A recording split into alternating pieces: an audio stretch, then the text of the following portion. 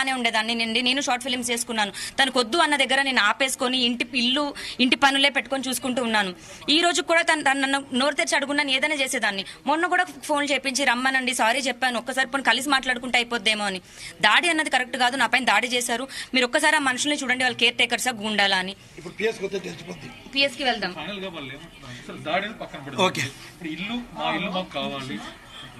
అది కూడా కోర్టులోనే చేద్దామండి, ఎందుకంటే పొజిషన్ నా దగ్గర ఉంది. అది కూడా కోర్టులోనే చెప్పమనండి, కోర్టు తీర్పు ఇచ్చిన తర్వాత. కోర్టులో లేదు, ఈ ఇల్లు కోర్టులో లేదు. ఇప్పుడు పెడతారేమో, ఇంతవరకు కోర్టులో లేదు. ఇప్పుడు కొత్తగా పెడతారేమో మరి తెలియదు. ప్రస్తుతానికి కోర్టులో లేదు. ఇది ప్యూర్.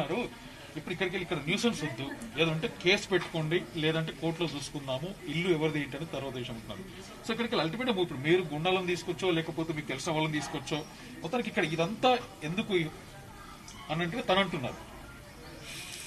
సో ఇప్పుడు మీరు ఇక్కడ ఎంతసేపు ఉన్నా తనైతే ఇంట్లో పంపించట్లేదు కదా, ఇల్లు మీది అంటున్నారు, తనకు సంబంధం లేదు.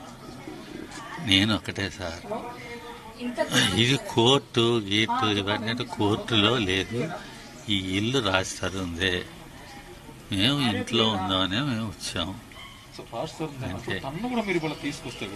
సార్ ఎవరిని రాస్తారు నీకు తెలియదు. మేము వచ్చినట్టు అతను షూటింగ్ లో ఉన్నాడు, తెలీదు.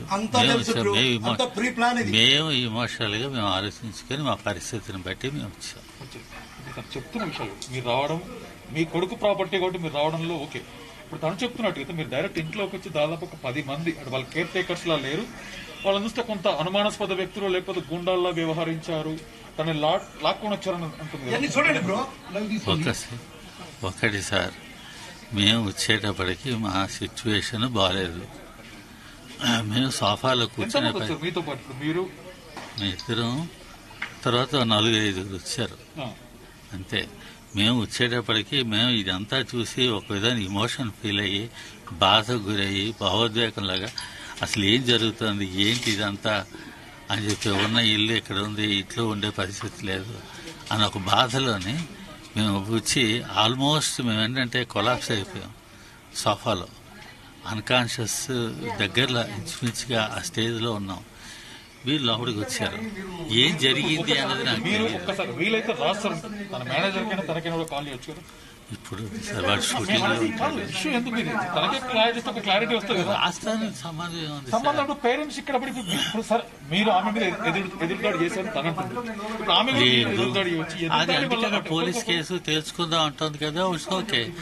కానీ నా ఇంట్లో నేను వెళ్ళడానికి రాష్ట్రం చెప్పడం, వీళ్ళు పర్మిషన్, ఇవన్నీ ఏంటి అసలు?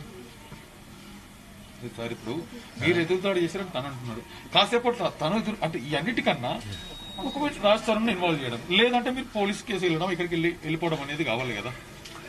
మీరు వెళ్ళిపోవడం అల్టిమేట్ గా సొల్యూషన్ అనేది కోర్టులో ఉంది, లేదంటే పోలీస్ స్టేషన్ లో ఉంది అంటున్నారు కదా. సో ఇక్కడ పెడతా ఉంటే ఇంతమందికి న్యూసెన్స్ లానే కనబడుతుంది కాబట్టి తను ఏమంటున్నారు, దాదాపు 10-15 మంది వచ్చి నన్ను పట్టుకొని లాక్కెళ్ళారు అంటున్నారు. సార్ ఉదయం ఇందాకల నుంచి 4 hours ఏ తిండి లేక ఏం లేక మాట్లాడితే చెప్పి ఇప్పుడు ఎలా ఉందంటే పరిస్థితి, ఈ మాత్రం కూడా మాట్లాడలేని పరిస్థితి వచ్చింది. పర్లేదు